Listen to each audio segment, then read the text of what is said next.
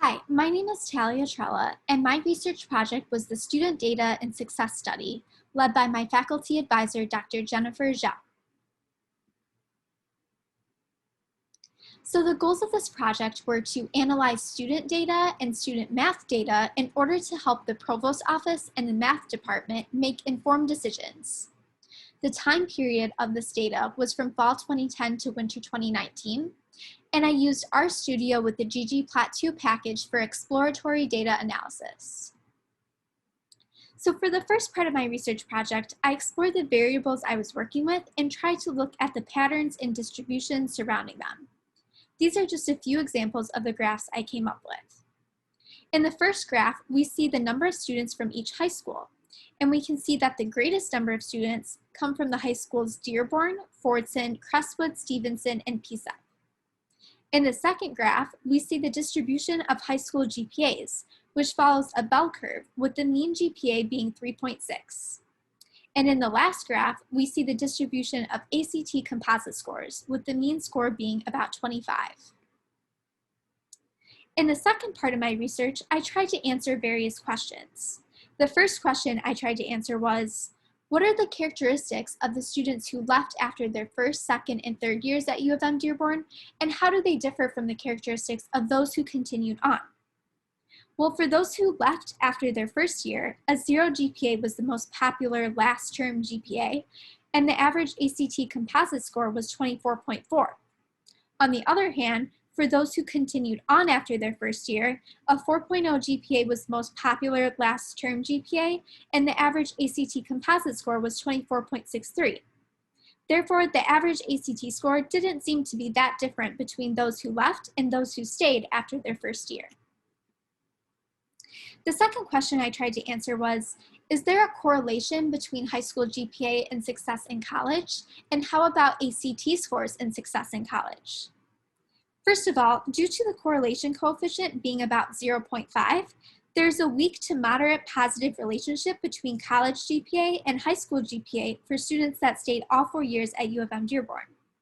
Secondly, after looking at the box plots for the distribution of college cumulative GPA for each ACT score, it appears that as the ACT composite score increases, so does the median college cumulative GPA. Thus, it does appear that there is a slight positive correlation between ACT composite scores and college cumulative GPA. The third question I tried to answer was, how does the distribution of high school GPA look for each category of math grades, and specifically for the classes Math 105 and Math 115? From these box plots, it does not appear that there is a relationship between high school GPA and the math grades in Math 105 and Math 115. This is because for each math grade, the median high school GPA tends to hover around 3.5 and 3.75, and the range in high school GPA is about the same for each math grade. The last question I tried to answer in part 2 of my research was, what are the grades like for those who took Math 105 first versus those who took Math 115 first? And from these graphs, it appears that for Math 116, students who took Math 115 first tended to have higher grades than those who took Math 105 first, as we can see that there are more people who got A's and B's when taking Math 115 first compared to those who took Math 105 first.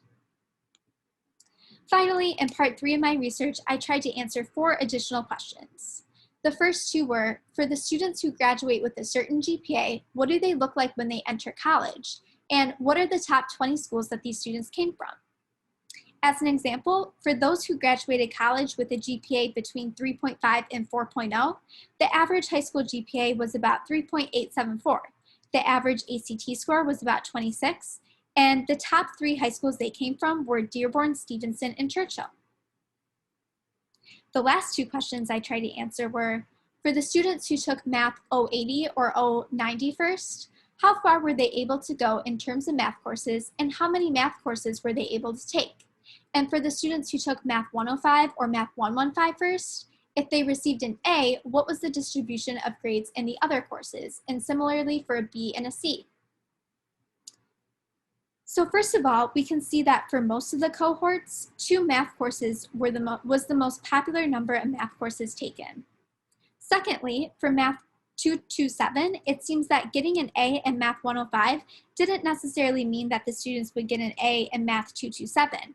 However, getting an A in Math 115 did seem to predict getting an A in Math 227, as an A was the most popular grade for these individuals. Lastly, for those who took Math 105 first and received a B, B's and C's were the most popular grades in 227, and this was the same for those who took Math 115 first and received a B. Thank you so much for listening, and if you have any questions at all, please feel free to contact me at ttrella@umich.edu.